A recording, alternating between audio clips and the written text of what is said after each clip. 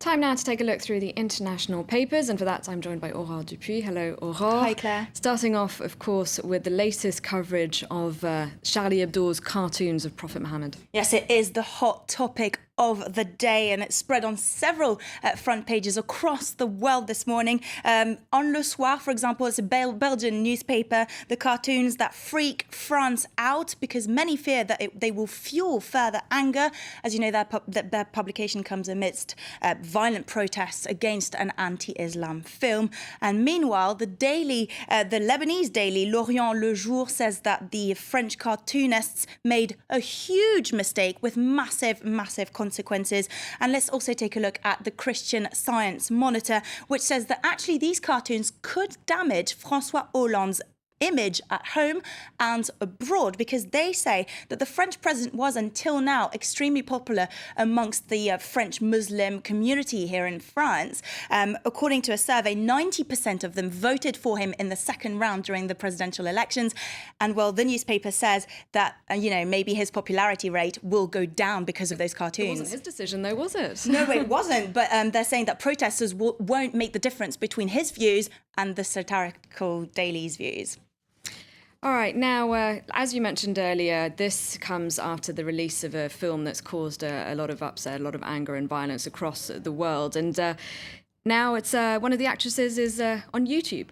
Well, she's called Cindy Lee Garcia, and she says that she was tricked. She is in that movie, Innocence of Muslims. She says she was tricked. She thought she was going to be in an adventure film. And actually, you can read all about this in the LA Times.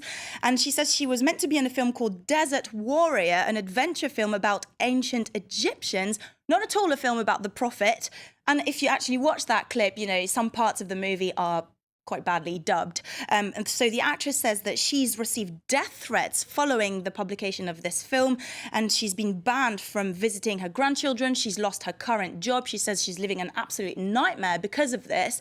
She's been tricked, and she wants YouTube to take the video down. All right, now moving on to Pakistan, a man there accused of blasphemy, and that's because he didn't take part in those anti-US film protests because of the film. Exactly. It's a businessman in Pakistan. He refused to go on strike, and he started arguing with his neighbours because he didn't want to shut down his shop to go and protest against the anti-Islam film. And during the argument, he reportedly, according to witnesses, made rude remarks about the Prophet. Now, the man has gone into hiding, so he's nowhere to be found. And scores of protesters have raided his home, trying to look for him. They vowed to track him down and accuse him of, as you said, blasphemy. And in Pakistan, as you know, blasphemy is a punishable crime, and it's punishable by life in prison or even the death penalty in extreme cases. Now, we're going to stay with Pakistan. It's a tribal belt near the Afghan border. There's another controversial clip making headlines. It's a music video, though, this time. Yes, this time it's a music video with lyrics that could incite more violence. That's according to critics. And we can read all about this in The Guardian. Basically, The Guardian describes the song as a lovey-dovey song that starts off well with a beautiful woman, smiling with sweet lips, etc. But it all goes wrong when the singer actually starts singing, I quote, "My gaze is as fatal as a drone attack." Let's take a listen to the video clip, which is currently on YouTube.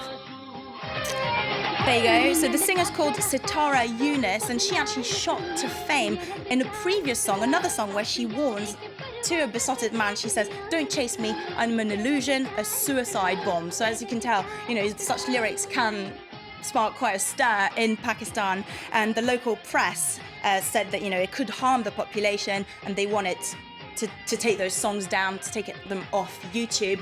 But according to artists, local singers, it's only natural that they get inspiration from their daily lives when they live, in such dangerous areas such as the tribal region in Pakistan. I certainly understand the controversy surrounding that clip. Thank you very much, Aurore, for taking us through the international newspapers.